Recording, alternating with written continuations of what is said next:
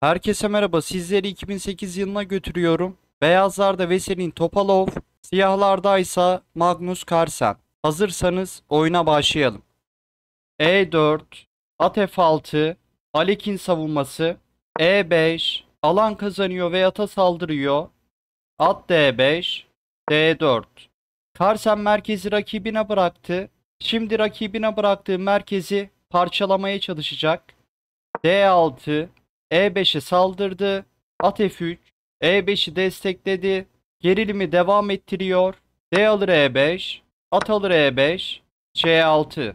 D5 atını desteklerken C7 karesinde veziri için yer açıyor. Fil D3, at D7, E5 atına baskı oluşturdu. At alır D7, fil alır D7. Bu konumu incelediğimizde Topalov D4 piyonu sayesinde alan avantajına sahip. Carlsen'in C5 ya da E5 sürüşünü hazırlayıp D4'e hücum etmesi gerekiyor.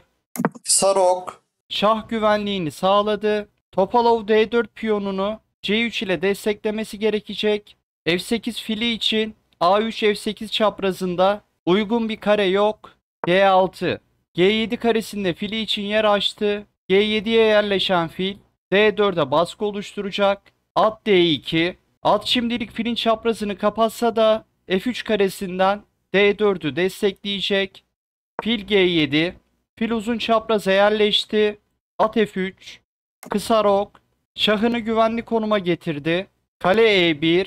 Kalesini yer açık E dikeyine yerleştiriyor. Fil G4.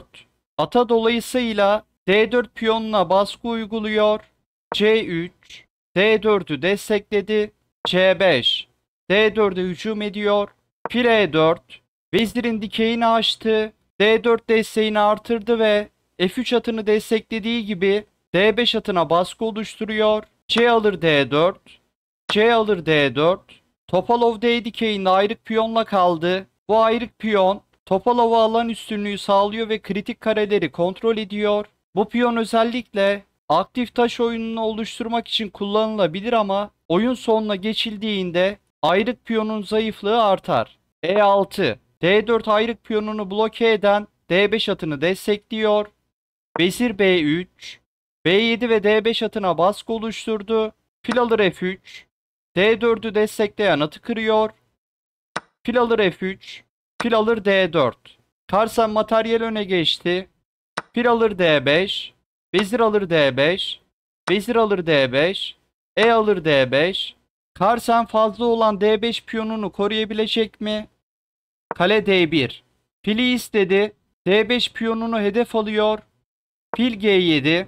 D5 piyonu boşta gibi dursa da Topalov bu piyonu alırsa kale alır D5. Kale F D8. Carlsen rakibine arka sıra zayıflığını hatırlatır.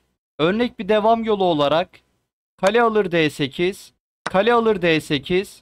Kale D1 mat ister. Hava deliği açmak da çözüm değil. Kale birinci yatayda fili açmazı alır. Fil E3. B2'yi bırakmak en iyi seçenek. Fil alır B2. Topalov kale B1 ile B7'yi düşürmüyor mu? Kale B1.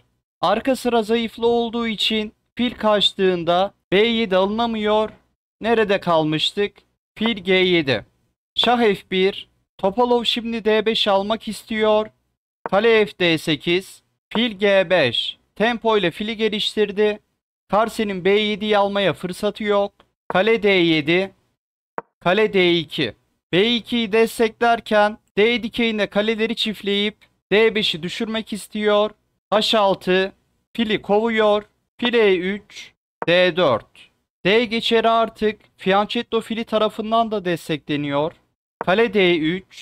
Fil alınırsa Topalov kaliteyi kazanır. Kale C8. Kale ikinci yataya inmek istedi. Kale C1 bu konumda daha dirençli olurdu. Fil D2. Kale C2. B2 istedi. Kale B1. Kale E7. Şahın E dikeyinden aktifleşmesini engelledi. Topalov B piyonunu hareket ettirirse A piyonu düşecek. A4. B3 sürüp piyonu alan baskıyı sonlandırmak istiyor. F5. Şah kanadından alan kazanırken şahın F7 karesinden aktifleştirmek istiyor. B3. Kale E C7. C dikeyinde kalelerini çiftledi. Karsan fırsat bulursa kale A2 sonrasında kale C2 ile ikinci yatayda kalelerini çiftleyecek. File E1, şah F7.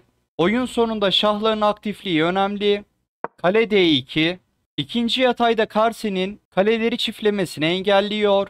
Kale C1. Kale birinci yataya iniyor. Kale alır C1. Kale alır C1. Şah E2.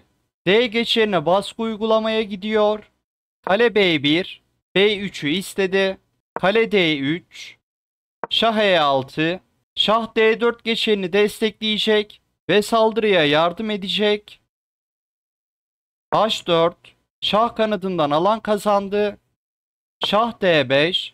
D4 geçeri desteklendi. Karsan her hamlede rakibini daha çok sıkıştırarak rakibinin seçeneklerini azaltıyor. Fil D2. Şah E4. Kale 3. yatayda sıkıştı. 3. yataydan ayrılamıyor. Kale G3. G6'yı istedi. Kalesini aktifleştirmeye çalışıyor. F4.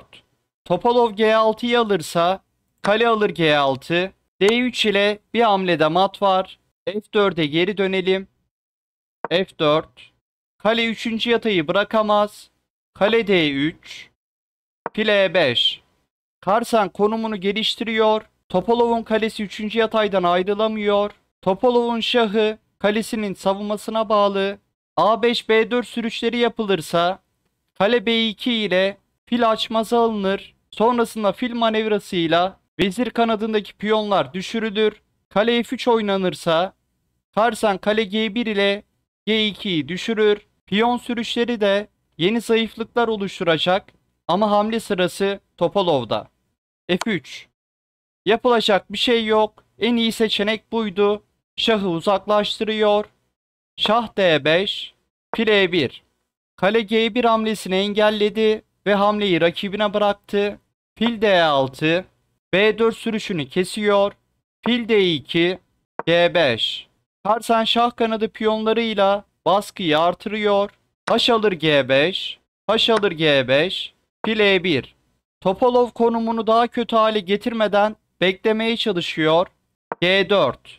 Karsan fırsat bulursa G3 sürüp fırsat bulduğunda kale G1 ile G2'ye basacak. Bu yüzden F alır G4. Şah E4. Topalov G5 oynuyor ve oyunu terk ediyor. Karsan kale alır E1 sonrasında şah alır D3 ile alet kazanacaktı. Analizi beğendiyseniz videoyu beğenmeyi ve kanala abone olmayı unutmayın. Sonraki videoda görüşmek üzere.